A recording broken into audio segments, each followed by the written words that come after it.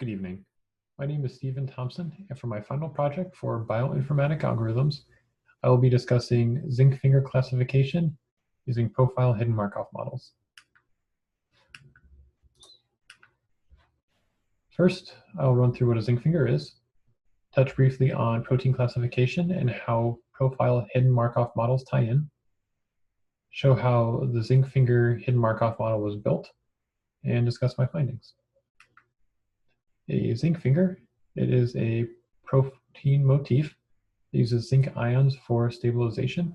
And there's a picture down below here that shows 3 zinc fingers.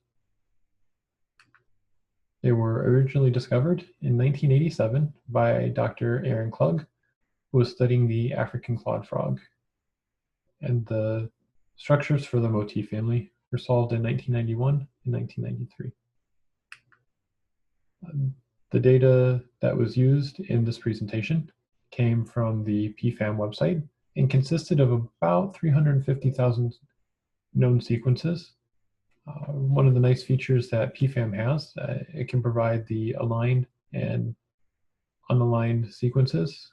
For this project, I used the alignment. I've taken 2 of the motifs here to show a little bit about protein classification. It's based on structure, not on sequence alignment. As you can see here, the sequences differ a little bit, but they line up at the key points.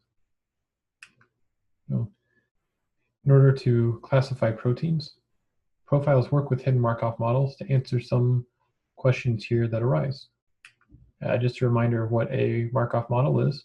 It is a stochastic process that is consisting of states and transitions. And what makes a Markov a hidden Markov model is the states are not externally visible. The specific type of hidden Markov model that will be used is a profile hidden Markov model. There's an example in our book on page 399. The profile hidden Markov model is made up of 5 blocks. We have the start, match, insert, delete, and end blocks. And as illustrated here, you've got the start block going to the 3 possible positions it can go from the first step.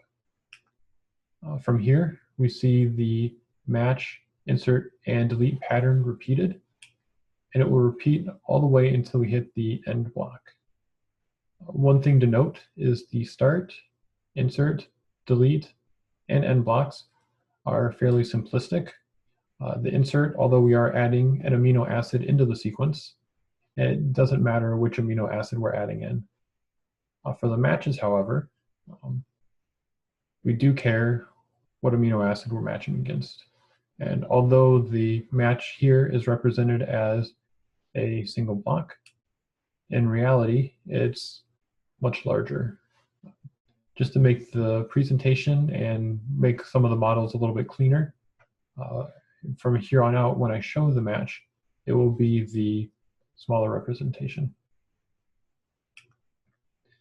So profile is important to the hidden Markov model. The profile is going to help dictate the length of the match, delete, and the insert pattern that we just seen. And we can also use the profile to show the state probabilities and the transition probabilities in place of using training.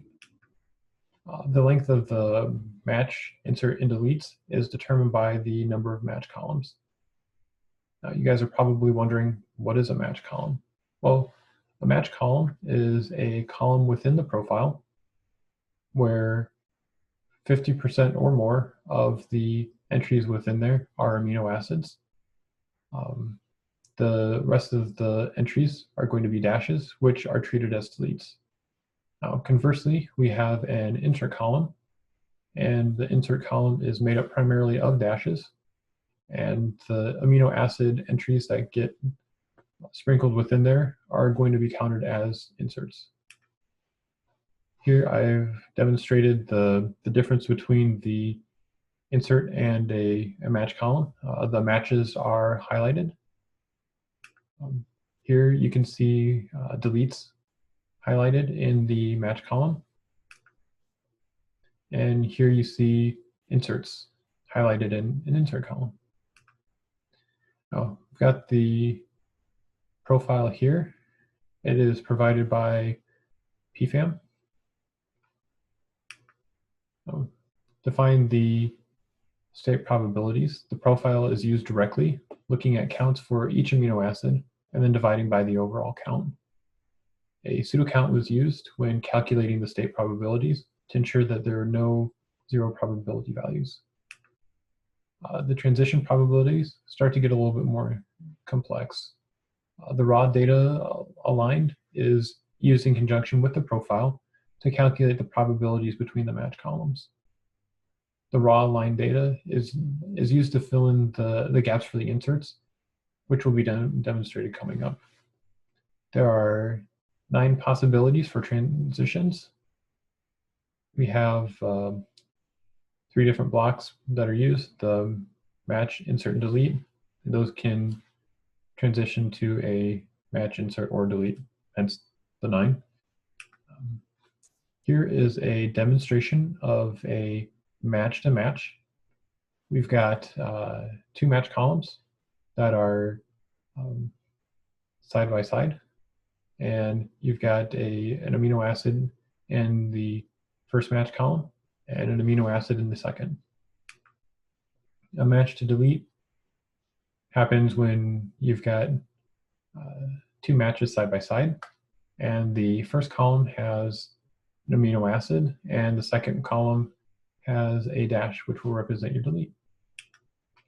A match to insert gets a little bit more complex. The reason being is you can have any number of insert columns that can occur between one match column and another. And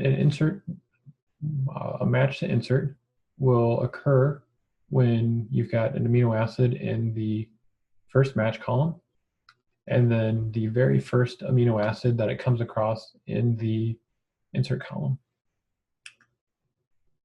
Going back to things that are a little more simplistic, we have a delete to match. And a delete to match will occur when you have 2 side-by-side match columns. The first position is a dash, which will represent the delete. The second position is an amino acid, which will represent the match.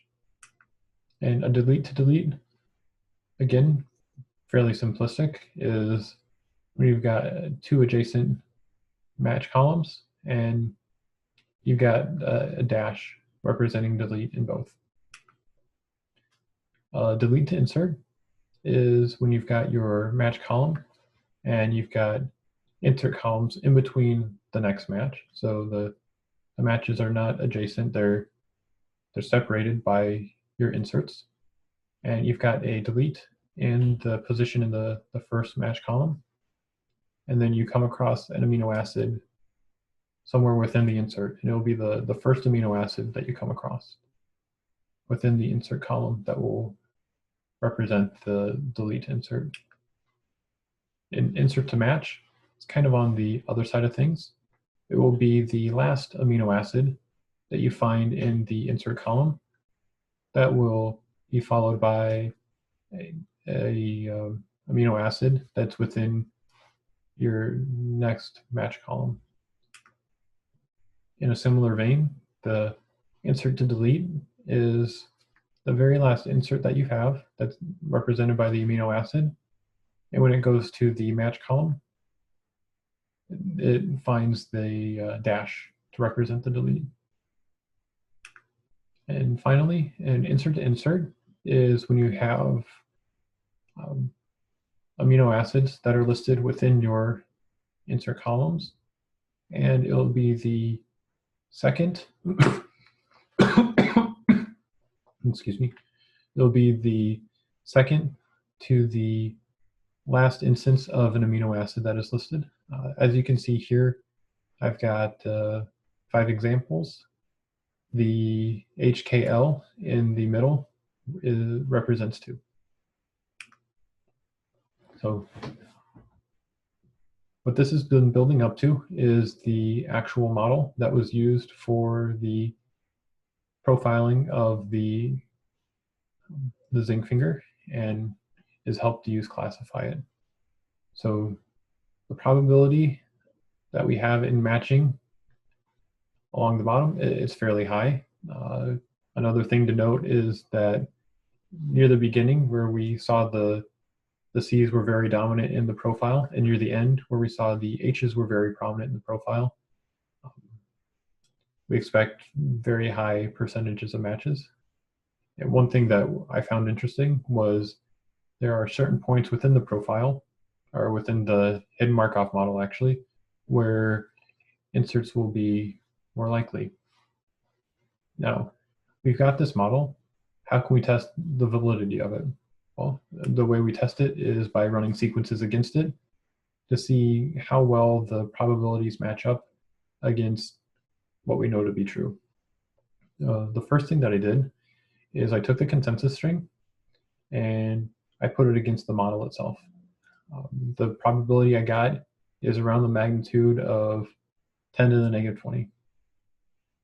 I took about 50,000 of the zinc fingers that I had and put it against the model as well. And the average magnitude there was about 10 to the negative 30. To put things into perspective, I took something that was known not to be a zinc finger. It's a protein called WD40. This was also found on PFAM. Took about 1,000 of those records. Took the first 23, so it would not attempt to skew the data that we had, to have a very long sequence, have the insert keep hitting it, and then have this purposefully thrown off. I tried to show the most possibility of success to prove a false positive.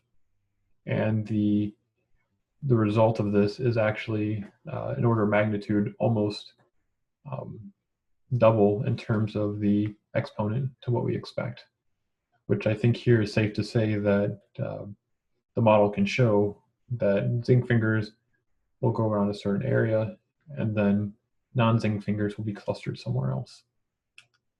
So the results line up with what we initially thought, and the hidden Markov model has similarities as the profile does, which we expect. The Markov model was built off of the profile. We were able to classify known zinc fingers, and we're also able to see items that were non-zinc fingers as well. Got references here. Through here, I've got a few books and a few very helpful journal articles. Got 2 image references here, the zinc finger at the beginning and the profile that was provided by PFAM. And in conclusion, I'd like to thank everyone for watching. And as this is a recording, please feel free to send me an email with any questions. My email is swt144@g.harvard.edu. Thanks again for watching.